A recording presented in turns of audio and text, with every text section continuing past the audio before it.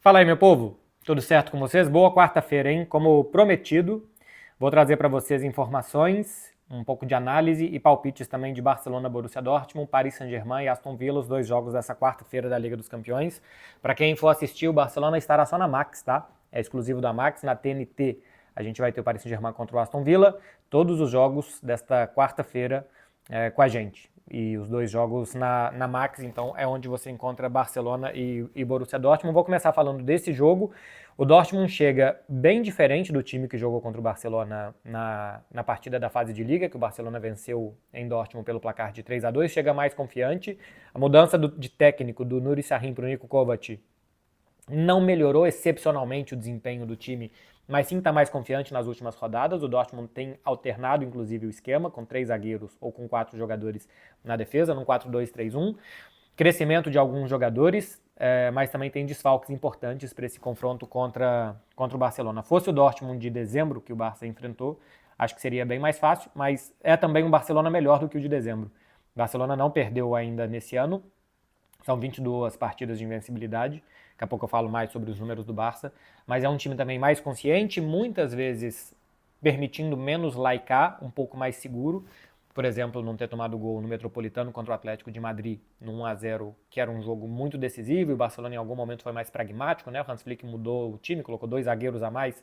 Bom, um zagueiro a mais, porque tirou o Cubarci, colocou o Ronald Araújo para mudar um pouco a característica da defesa e colocou o Eric Garcia no meio campo. Enfim, contra o Benfica também fora de casa, né? Tirando o Lamine Yamal quando estava com a menos, resistiu 70 minutos com um jogador a menos.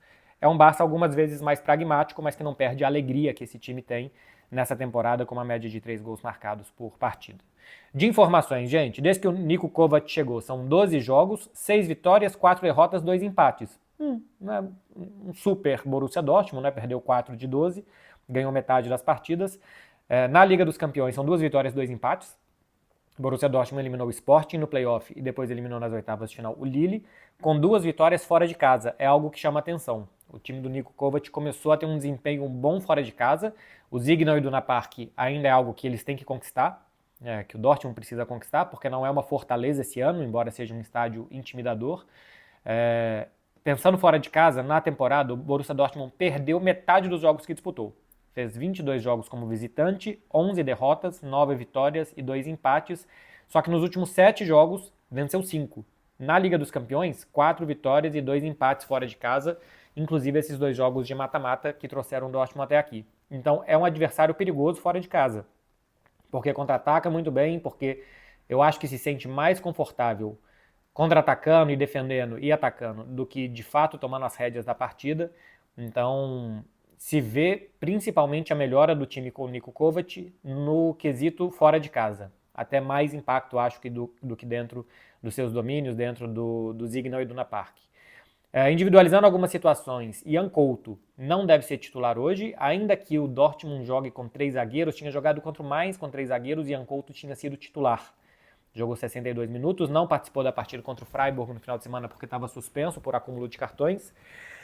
Eu imagino que, pelo que o Dortmund vai enfrentar contra o Barcelona fora de casa, que ainda que jogue com 3 zagueiros, eu acho que tem essa dúvida, que o Ian Couto não será titular, será o Ryerson, simplesmente por perfil do time, fora de casa, Barcelona, um lateral um pouco mais combativo e físico do que o Ian, que para mim é muito mais ala do que lateral. Acho que os bons momentos do Ian Couto no Girona era quando o Girona tinha uma linha de 3 defensores, que ele atacava um pouco mais, e não com quatro, que ele tem que jogar mais recuado. Então acho que isso favorece o Ian Couto, que tem na temporada 28 jogos, só 9 como titular, só 3 partidas completas e deu uma assistência. Eu entrevistei ele pós-jogo lá em Dortmund e ele estava falando da dificuldade de adaptação e de fato ainda não é uma temporada como esperava ele, ficou de fora das últimas convocações da seleção brasileira, passou bastante tempo machucado também. Enfim, ainda não pegou no tranco o Ian desde que chegou ao Borussia. Desfalques. Sabitzer está fora desde antes da data FIFA, tinha se lesionado numa partida contra o Leipzig, e o Schlotterbeck. O Schlotterbeck tem um problema mais sério, deve ficar de fora, inclusive, se o Dortmund for avançando. E não vai contar também com o Pascal Gross, que está suspenso, é um desfalque importante no meio campo. O Nicolas Schul foi relacionado, viajou, vamos ver se de fato tem condições de jogo ou não, ou se vem mais para ajudar o time. Tem uma transformação física no Schul, né, que estava pesadíssimo temporada passada, nas últimas semanas parece bastante mais em forma, um zagueiro muito contundente. E o Bensebaini, o lateral esquerdo, que pode jogar como zagueiro, e é ele que normalmente muda a linha do time para jogar com 3 e não com 4 na defesa, também foi relacionado. Se tiverem condições de jogo, e eu acho que um dos dois pelo menos vai jogar, fortalece bastante a defesa do Borussia Dortmund, que poderia ter Anton e Henry Kahn numa defesa formada com 4 jogadores, que aí eu acho que realmente seria uma defesa mais complicada. Com 3 zagueiros fica um pouco mais protegida. Final de semana ganhou bem do Freiburg, 4-1. Eu gostei muito do jogo de um jogador que é impossível de escrever, que é o Chukwuemeka, e eu não sei nem se pronuncia assim, porque realmente tem muitos Ws esse nome. É um meio-campista que fez um gol, deu uma muito boa assistência, jovem ainda, de muito boa mobilidade no meio-campo, e eu gosto muito dele. O Imesha tinha ficado fora desse jogo e volta. O Imesha eu já vi em loco algumas vezes e ele tem coisas de Jude Bellingham. Acho que é menos atacante, menos poderoso na frente, mas defensivamente, quando Bellingham, e eu também tinha visto Bellingham no Borussia Dortmund, que tinha um papel mais defensivo, alguma coisa lembra. Não quero minimamente comparar, dizer que é o novo Bellingham, mas tem algumas coisas de característica, a perna mais longa, um jogador mais alto, assim. Lembra alguma coisa do Bellingham. Eu gostei muito dele, inclusive, no jogo contra o Barça, lá no 3-2, que ele teve em campo. Destaque do time é o Guirassy, tem 25 gols na temporada, é mais do que o dobro do que o Byron Gittens, que é o vice-artilheiro com 12. Neste momento da temporada, o Byron Gittens tem sido reserva, nos últimos 4 jogos ele não foi titular. O ADM tem 9 gols e o Bayer, jogador que foi contratado internamente no mercado alemão, custou quase 30 milhões de euros, tem 8 gols, é um jogador de muito boa leitura de jogo, para jogar atrás dos atacantes, ou pelo lado, ou pelo centro. É um bom jogador, não tem tantos números assim, mas dá bastante consistência ao ataque do Borussia Dortmund, tem sido mais titular nas últimas partidas do que o Byron Gittens. O Borussia Dortmund traz uma possível escalação aqui para vocês, pensando nos dois cenários com defesa de 3 ou defesa de 4.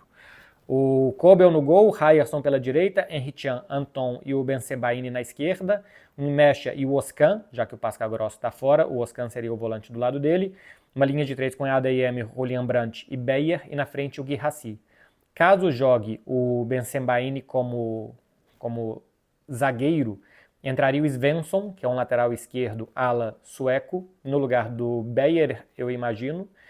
E aí passa a ser Henry Can, Anton e Bensebaini, a defesa, com Ryerson de um lado, Svensson do outro, Pascal Gross tá fora, Oscan e Mecha, os dois meio-campistas, com o Julian Brandt um pouco mais à frente, ADM e Guirassy na frente.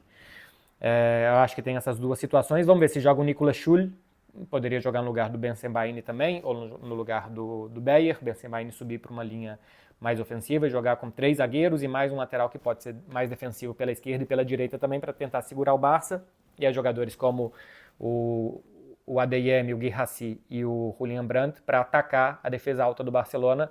Acho que é isso que vai planejar o Borussia Dortmund. Atacar com 3 jogadores atacando a linha alta do Barcelona, muita gente para defender, propor um jogo que o Barcelona possa perder muitas bolas, um jogo físico, com muita gente fechada, muitas pernas pelo caminho, e tentar assim o Borussia Dortmund atacar o Barça, porque tem uma transição muito rápida, tem jogadores muito velozes para isso, mas para isso precisa se defender bem. Eu acho que vai tentar fazer isso com jogadores com mais características defensivas, por isso acho que 3 zagueiros e alas mais defensivos, eu acho que é isso que vai fazer o Borussia Dortmund. E eu só não sei se meu microfone está ligado. Tá. Do lado do Barça, gente, não é muita novidade aqui no canal, né? A gente fala do Barcelona aqui quase todo dia. Barcelona nunca perdeu do Dortmund, 3 vitórias, 2 empates. Em casa, nesta temporada, o Barcelona tem pior desempenho do que fora de casa. São 16 jogos como mandante, são 22 jogos como mandante do Barcelona, 16 vitórias, 3 empates, 3 derrotas, e fora de casa tem um jogo a mais. 23 jogos com também 3 empates, 3 derrotas, porém com uma vitória a mais, 17 vitórias. Na Liga dos Campeões, o Barcelona jogou 4 vezes, ganhou 3, empatou contra a Atalanta, aquela última partida da fase de Liga. Não existe no Barcelona um super fator campo. Não tem um mau desempenho fora de casa, mas também não é uma fortaleza intransponível jogar em Montjuic. Mas também é um time que quando joga fora não se assusta, tanto que já ganhou do Borussia Dortmund, ganhou 2 vezes do Atlético de Madrid, ganhou do Real Madrid no Santiago Bernabéu, tem bons resultados também fora de casa. Veremos o que aguarda o Barça hoje. De time que vai a campo, a única dúvida é se joga Firmino ou Gavi, como um camisa 10, né, como um meia mais centralizado. Ontem no treino, a gente viu parte do Rondo e estavam todos os possíveis titulares e o Firmino, e não estava o Gavi. Então eu acredito que vai começar com o Firmino e não com o Gavi. eu acho que é esse o time que começa, com o Chesney no gol, Condé, Pau Cubarsí, Nigo Martínez, que aliás voltou a treinar, treinou bem na segunda e na terça-feira, vai jogar, e o Baldé pela esquerda, Frenkie de Jong, Pedri e Firmin, Lamine, Rafinha e Lewandowski. Acredito que vai ser esse o time. O Barça está 22 partidas sem perder, hoje pode igualar a marca de 18, 19 com 23, não perdeu ainda neste ano de 2025, pode igualar a sequência de 23 jogos da temporada 18-19, não sei se foi isso que eu disse, né? Temporada 18-19, o Barça ficou 23 jogos sem perder e hoje pode igualar. Essa sequência de 22 partidas sem perder em 2025, 18 vitórias e 4 empates do Barcelona, uma muito boa sequência. Aqui eu tô achando, eu já falei isso na semana passada, né? Euforia demais pela boa temporada do Barça e pela temporada muito de altos e baixos do Real Madrid. E eu acho que isso interfere, tá? Interfere na mídia daqui, interfere no torcedor também, e eu não sei se vai interferir dentro de campo para os jogadores. Muitos jogadores têm falado, ontem inclusive foi feita uma pergunta ao Gavi, se ele se colocava do lado de quem falava que sonhar é permitido, ou se ele se colocava do lado de quem fala que precisa ir jogo a jogo. E ele falou as duas coisas. Porque tem jogadores do Barça sonhando com triplete, a gente está no início de abril, o Barcelona não ganhou nada ainda, mas tem gente, especialmente o Hans Flick, tentando ser muito mais pragmático, pé no chão, que precisa ganhar cada jogo, que se esforçar até aqui, mas parar de se esforçar tanto no final não vai ganhar nada. Mas eu tenho percebido, hoje, por exemplo, eu estava escutando o debate de rádio daqui e eles já estavam falando do jogo Inter e Bayern, quem seria melhor para o Barcelona, antes de passar pelo Borussia Dortmund. Então vamos ver se isso vai afetar ou não dentro de campo. É um time muito jovem e esse tipo de interferência e de ruído pode pegar. Dica para vocês irem lá na KTO, se você for maior de idade, se você jogar só para se divertir e não como forma de investimento. A dica que eu dou para vocês é que o Barcelona vence e que os dois times marcam. Isso está cotado a mais ou menos 2,3.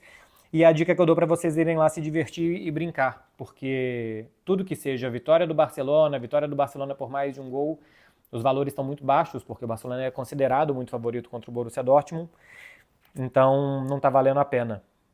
Que o Dortmund venha e que faça um gol no Barcelona eu acho normal, e que o Barcelona vença o jogo também. Por isso essa dica que eu dou aqui para vocês. Para quem acha que eu penso que o Barcelona, que eu sempre inferiorizo o Barcelona, que eu sempre minimizo, que eu sou sempre pessimista em relação ao Barcelona, desde que saiu que o Borussia Dortmund seria o adversário do Barça, aliás, desde que saiu o sorteio, oitavas de final daí pra frente, falei que o Barcelona deu sorte, que o Barcelona tem que estar na semifinal e caso não estiver é culpa dele. Tem um rival do outro lado, tem um time forte do outro lado, mas se a gente pega o que é o Barcelona hoje, o que é o Borussia Dortmund, quem tem maior chance, quem tem que ter mais hierarquia nesse jogo, para não falar obrigação, né, é o Barcelona, então sim é favorito, acho que é favorito a ganhar os dois jogos, pode não ganhar, é futebol, mas para quem me vê como pessimista, eu acho que eu sou pessimista quando tem que ser. Eu acho que contra o Dortmund não tem que ser. O que não quer dizer que acho que já ganhou e que vai ser fácil. Então, acho que tem muitas boas probabilidades de ganhar e de se classificar. O outro jogo dessa quarta-feira é entre PSG e Aston Villa. É um jogo que também pinta como desequilibrado, mas o Aston Villa é melhor time do que o Borussia Dortmund. O Paris Saint-Germain acho que nesse momento tem um nível de jogo parecido com o do Barcelona, mas o adversário dele é mais forte. Começando pelo Paris Saint-Germain, que tem uma clara quebra na temporada. O momento atual do Paris Saint-Germain são 25 vitórias nos últimos 27 jogos. Teve empate com o Stade Reims e aquela derrota para o Liverpool, que é uma derrota só no placar, né? O resultado do jogo, o que jogaram as equipes, o Paris Saint-Germain foi bem melhor. Isso são de 27 jogos para cá. Isso é basicamente de dezembro para cá. Se a gente pega nos primeiros 21 jogos da temporada, eram 9 vitórias, 6 empates e 3 derrotas do Paris Saint-Germain. O time mudou completamente e ainda está subindo. Ainda está melhorando o Paris Saint-Germain, que acabou de ser campeão francês. Então, é isso que chama atenção, que não é um time que já atingiu o seu platô, né? Já atingiu ali uma estabilidade, que aquilo ali seja muito bom. É um time que ainda está mostrando margem de melhora. Nesses 27 jogos, 84 gols, uma média superior a 3 por partida. Mas é o campeonato francês, sempre é o campeonato francês. Só que dessa vez o Paris Saint-Germain está fazendo as coisas diferentes e também em cenário europeu. O Marquinhos é o desfalque do Paris Saint-Germain por cartão amarelo, não joga essa partida de ida. Aliás, só para voltar um pouquinho no Barça, o Barcelona não tem suspensos, o Inigo Martínez está pendurado. Do lado do Aston Villa, gente, é uma boa sequência. 8 vitórias nos últimos 10 jogos. Tem alguns jogos de Copa contra adversários de divisões inferiores. Tem 2 jogos contra o Bruges, mas são 8 vitórias e um empate nos últimos 10 jogos. 7 vitórias consecutivas do Aston Villa. O time melhorou bem de janeiro para cá, depois das chegadas especialmente de Marco Asensio e de Marcus Rashford. O Asensio tem 8 gols e 1 assistência em 11 jogos, o Rashford tem 3 gols e 4 assistências em 12 partidas. Supriram bem a ausência do John Duran, né, que saiu nesse mercado de inverno. 2 jogadores que chegaram, que deram um novo ritmo para o time e que as coisas estão funcionando bem. Eu falei do Asensio de 8 gols e 1 assistência. Pelo Paris Saint-Germain, se contar as 2 temporadas que ele ficou lá, 7 gols em 47 partidas. E agora ele tem 8 gols em 11. Um quarto dos jogos, já marcou mais gols.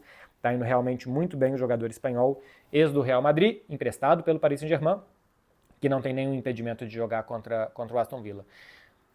O Aston Villa é um time que não costuma se defender todo atrás, mas quando é preciso sofrer, ele faz isso muitas vezes, tem bom contra-ataque, tem um goleiro que é bastante decisivo, o Emi Martinez, para jogos grandes eu acho que ele é bem melhor que para jogos médios e pequenos, mas é um time que costuma incomodar o adversário de não se deixar ser pressionado. Marca bem na frente, tira a linha de passe, não permite que se corra nas costas da defesa. Teve um jogo na temporada passada contra o Manchester City, que eles venceram por 2-0, que o Manchester City praticamente não finalizou, foram 2 finalizações do Manchester City, eu acho, e tal, e era o bom Manchester City, tá? Não é o dessa temporada ruim, não. Era o bom que ganhou a Premier League da temporada passada. Foi até um jogo que o City jogou sem o Rodri e tal, e que sentiu muita ausência do Rodri naquela partida. É um time que te deixa incômodo, que não defende todo atrás para ficar ali segurando e sofrendo, mas é um time que te bloqueia muito no meio campo. O Unai Emery eu acho que é muito bom técnico reativo, e técnico reativo não quer dizer que seja sempre que vai marcar lá atrás, mas é o que consegue anular as qualidades do adversário, e acho que ele faz isso bem. Aliás, encontro do Unai Emery com o Paris Saint-Germain, né? O Unai Emery era o técnico do Paris Saint-Germain, por exemplo, em 2016-17, quando o Barça conseguiu aquela remontada aqui, 6-1, e tinha vencido o PSG na ida 4-0.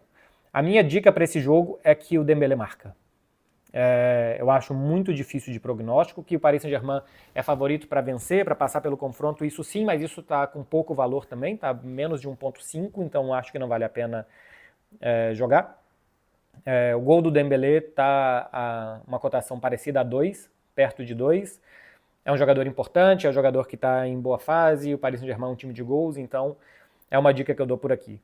Até poderia ir mais ou menos como a do Barcelona, que ambos marcam e o Paris Saint-Germain vence, mas aqui eu não tenho tão claro que o Aston Villa, por exemplo, vai marcar hoje contra o Paris Saint-Germain. Acho que pode ser 1-0, 2-0 para o Paris Saint-Germain, com o Aston Villa atrapalhando muito o jogo do PSG. E numa dessas, quem sabe, o Dembélé é o autor do gol da vitória. Meu povo, é isso daqui, hein? De prévia para vocês. Eu volto depois do jogo do Barcelona, analisando só Barcelona-Borussia Dortmund, com mais análises. E eu quero aproveitar aqui e explicar para vocês uma coisa, que os últimos dias e semanas eu tenho tido um pouco menos de energia, até nos vídeos aqui, tem muita gente comentando. Hoje eu acordei inundado de mensagens e a vida pisoteou em mim outra vez. Dessa vez foi minha avó, que nas últimas horas faleceu. Então, só para explicar para vocês que nem sempre são dias lindos e maravilhosos. Para quem está praticando esse esporte que está tão em moda nas últimas semanas e nos últimos meses, que é rir da minha tristeza, é mais um dia para você comemorar bastante, né? Porque assim é a vida, nem sempre os dias são bons, nem sempre a gente está com um sorriso na cara, mas eu estou aqui tentando fazer o melhor que eu posso para vocês. Desculpa se não é o melhor, mas eu estou tentando fazer o que eu posso. Então, se você é desses que está gostando de rir, que você está desejando a tristeza, é mais um grande dia. Aproveita. Tchau, gente.